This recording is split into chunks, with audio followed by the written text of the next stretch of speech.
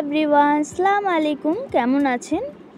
আজ আপনাদের সাথে শেয়ার করব খিচড়ার রেসিপি, মহরম স্পেশাল। এই খিচড়ার রেসিপিটা কলকাতা স্টাইলে কিভাবে বানাবেন সেটা দেখিয়ে দেব। ফুল রেসিপিটি স্কিপ না করে দেখতে থাকুন।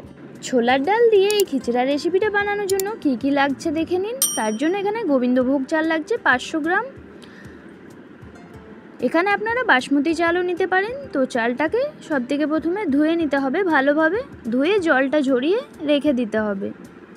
এবার এখানে আমি আলু কেটে নিয়েছি, একটা আলুকে আমি দুভাগ করে নিয়েছি, তারপর ভালোভাবে ধুয়ে রেখেছি। এদিকে গ্যাসের ফ্লেমটা লো টু মিডিয়াম করে কড়াইতে তেল গরম হতে দিয়েছিলাম। তেলটা গরম হয়ে আসলে আলুগুলো আমি এক এক করে দিয়ে দিচ্ছি তেলের মধ্যে। তারপর এখানে একটু ফুড কালার দিচ্ছি। এই ফুড কালারটা দিলে আলুর কালারটা কিন্তু চেঞ্জ হয়ে আসবে পুরোপুরি। পোলাও, বিরিয়ানি, খিচড়ার এই রেসিপিগুলোতে এই ফুড কালারটা দিলে আলুর মধ্যে খুবই সুন্দর আসে লুকটা। তো এখানে 3-4 মিনিট ঢাকা দিয়ে আলুগুলোকে ভেজে তুলে নিতে হবে লাল লাল করে। সব আলুগুলো লাল লাল ভাজা হয়ে গেছে। এখানে আমি তুলে নিচ্ছি একটা প্লেটে। এবার একটা ডেগের মতো হাঁড়ির মধ্যে এখানে তেল দিয়েছি 100 গ্রাম মতো রিফাইন তেল। তেলটা গরম হয়ে আসলে গ্যাসের ফ্লেমটা লো টু মিডিয়াম করে এখানে আমি 300 গ্রাম পেঁয়াজ দিলাম। পেঁয়াজটাকে নাড়াচাড়া করে ভেজে নিতে হবে। পেঁয়াজের কালারটা যখন চেঞ্জ হয়ে আসবে, পুরো বাদামি কালারের হয়ে যাবে, তখন কিন্তু এই পেঁয়াজের বেরেস্তাটাকে তুলে নিতে হবে। কালারটা দেখুন অনেকটাই চেঞ্জ হয়ে এসেছে। এবার সব বেরেস্তাটাকে আমি তুলে নেব তেলটা ঝরিয়ে। তারপর বেঁচে যাওয়া তেলটার মধ্যেই বাকি রান্নাটা করে নেব। এই তেলের মধ্যে দিয়ে দিচ্ছি তেজপাতা একটা, 2টো লবঙ্গ, 2টো এলাচ আর 2 পিস দারচিনি। ফোড়ন হিসাবে এগুলোই দেবেন। তারপর যে চালটা আমি ধুয়ে রেখেছিলাম সেই চালটা দিয়ে দিচ্ছি তেলের মধ্যে।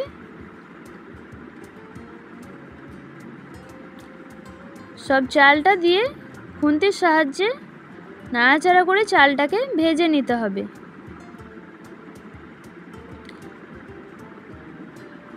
1-2 মিনিটের মতো চালটাকে ভেজে নিচ্ছি আমি। তারপর ছোলার ডাল আমি ভিজিয়ে রেখেছিলাম 40 মিনিটের মতো, সেই ডালটা আমি জলটা ঝরিয়ে নিয়ে সেই ডালটাও চালের মধ্যে দিয়ে দিলাম। দিয়ে চাল আর এই ছোলার ডালটাকে ভালোভাবে ভেজে নিতে হবে 5-6 মিনিট ধরে। চাল আর ডালটা ভাজার সময় হাঁড়ির নিচেতে যখন লেগে যাবে তখন কিন্তু সেই অবস্থায় জল দিতে হবে। তো এখন আমি ভেজে নিচ্ছি।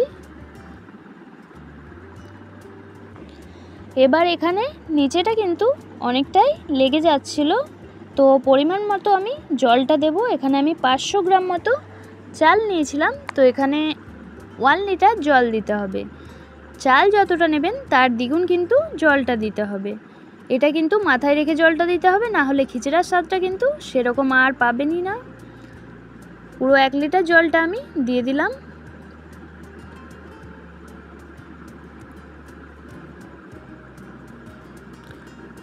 এবার নাড়াচাড়া করে ভালোভাবে মিশিয়ে নিতে হবে। তারপর এখানে লবণ দেবেন স্বাদ মতো। এখানে একবার চেক করে নিয়ে লবণটাকে দেবেন। তারপর যে ভেজে রেখেছিলাম আলুগুলো, সেই আলুগুলো আমি দিয়ে দিচ্ছি ওপর দিয়ে। সব আলুগুলো দেওয়ার পর ভালোভাবে আবারও মিশিয়ে নিচ্ছি চাল ও ডালের সাথে। এবার গ্যাসের ফ্লেমটা হাইতে রেখে কিন্তু রান্নাটা করে নিতে হবে। এবার এখানে ঢেকে দিতে হবে 10 থেকে 12 মিনিটের জন্য, তাহলে চাল, ডাল ও আলু ভালোভাবে সেদ্ধ হয়ে যাবে। 10 থেকে 12 মিনিট পর ঢাকাটা খুলে দেখে নিতে হবে। খুন্তি দিয়ে এখানে আমি নাড়িয়ে দেখে নিচ্ছি চাল, আলু ও ডাল ভালোভাবে সেদ্ধ হয়েছে 80% মতো। তো আবারও ঢেকে দিতে হবে 7 থেকে 8 মিনিটের জন্য, তাহলে বাকি যে জলটা ছিল কিছুটা আরও টেনে নিলেই তারপরে কিন্তু আবার ঢাকাটা খুলে দেখে নিতে হবে। এবার এই অবস্থায় বেরেস্তাগুলো দিয়ে দিতে হবে পেঁয়াজের। পুরো বেরেস্তাটা দেব না, সামান্য বেরেস্তা আমি সাইড করে রেখে দিয়েছি, বাকিটা দিয়ে দিয়েছি। তারপর খুন্তির সাহায্যে নাড়াচাড়া করে বেরেস্তাটাকে মিশিয়ে নিয়ে এখানে আবারও ঢেকে দিতে হবে 4 থেকে 5 মিনিটের জন্য। প্রসেসটা কিন্তু এটাই করবেন, তাহলে কিন্তু রান্নাটা খুব ভালো হবে। ঢাকা দিয়ে আমি এখানে রেখে দিচ্ছি। তারপর ঢাকাটা খুলে এখানে দেখবেন জলটা পুরোই শুকিয়ে গেছে, চাল ডাল ও আলু ভালোভাবে সেদ্ধ হয়ে গেছে, পারফেক্ট এখানে জলটা ছিল, তাই খুব ঝুরঝুরে টাইপের এই খিচড়া রেসিপিটা হবে। তো এখানে এবার দমে রেখে দিতে হবে 6 থেকে 7 মিনিটের জন্য। তো গ্যাসের ফ্লেমটা হাইতে রেখে এখানে তাওয়াটা বসিয়েছিলাম, তারপর ডেকটা যখন চাপালাম তখন গ্যাসের ফ্লেমটা মিডিয়ামে করে দিয়ে ঢাকাটা বন্ধ করে দিয়ে দমে রেখে দিতে হবে 6 থেকে 7 মিনিটের জন্য। 6 থেকে 7 মিনিট পর ঢাকাটা খুলে নিলেই কিন্তু একদম ঝুরঝুরে এই খিচড়ার রেসিপিটা রেডি হয়ে যাবে। তারপর বাকি যে বেরেস্তাটা আমি সরিয়ে রেখেছিলাম সেটা ওপর থেকে ছড়িয়ে দিচ্ছি। এইভাবে বেরেস্তা দিয়ে একবারে রেডি করে নিন, তাহলে কিন্তু একদম রেডি হয়ে যাবে কলকাতার মতো স্টাইলের খিচড়ার এই রেসিপিটা। পারফেক্ট যদি বানাতে হয় তাহলে আমার এই রেসিপিটা অবশ্যই একবার ট্রাই করে দেখবেন।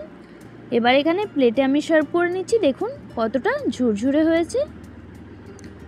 আর কেমন হয়েছে রেসিপিটা আমাকে কমেন্ট বক্সে অবশ্যই জানাবেন। চ্যানেলে নতুন হয়ে থাকলে চ্যানেলটিকে সাবস্ক্রাইব করে পাশে থাকা বেল আইকনটি প্রেস করে দেবেন।